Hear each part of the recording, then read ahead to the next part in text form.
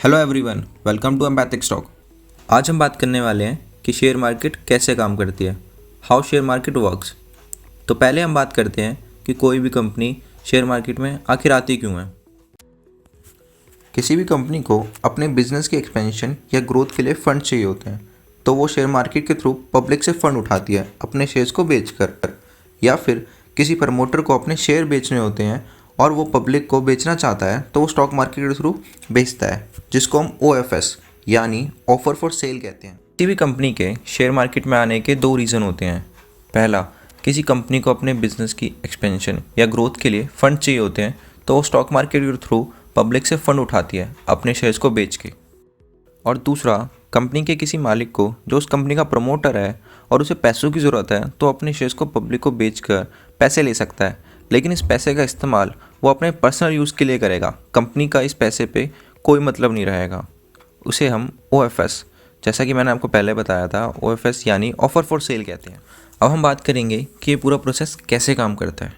मान लीजिए ABC company को अपनी बिजनेस की ग्रोथ के लिए पैसों की ज़रूरत है, तो स्टॉक मार्केट से पैसा उठाएगी, जिसके लिए उसका SEBI यानी security exchange board of India की टर्म्स एंड कंडीशन फॉलो करनी पड़ती है। और प्रमोटर्स के लिए भी सेम यही रूल फॉलो होता है। सारे DNCs कंप्लाई करने के बाद कंपनी को स्टॉक एक्सचेंजेस NSE, BSE और SEBI को DRHP draft rate hearing prospectus submit करना पड़ता है। अब हम बात करते हैं कि अगर किसी को किसी कंपनी के शेयर्स खरीदने हैं तो वो कैसे खरीदेगा।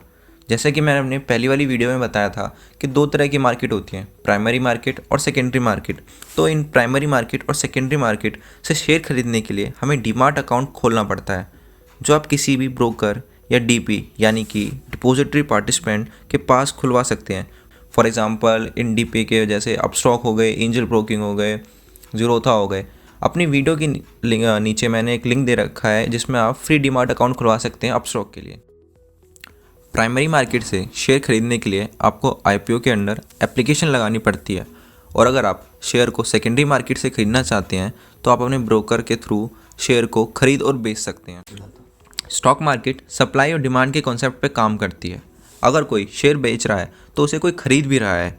जो बेच रहा है उसको पैसे मिलते हैं अपने शेयर बेचने के लिए, और जो खरीद रहा है उसे पैसे देने पड़ते हैं शेयर्स को लेने के लिए। अगर शेयर बेचने वाले खरीदने वालों से ज़्यादा हैं तो शेयर्स के प्राइस नीचे आता है। अगर खरीदने वाले बेचने वाले से ज़्यादा हैं तो शेयर्स के प्राइस ऊपर जाएगा, और इस पूरे प्रोसेस पे SEBI की नज़र रहती है। इस वीडियो के लिए इतना ही। ये बेसिक और स्टॉक मार्केट की पूरी प्लेलिस्ट होगी, जिसके लिए चैनल को सब्सक्राइब करें और नोटिफिकेशन पाने के लिए बेल आइकन को प्रेस करें। अगर आप सुनने से ज़्यादा पढ़ना पसंद करते हैं तो आप विजिट कर सकते हैं हमारी वेबसाइट empathic stocks.in।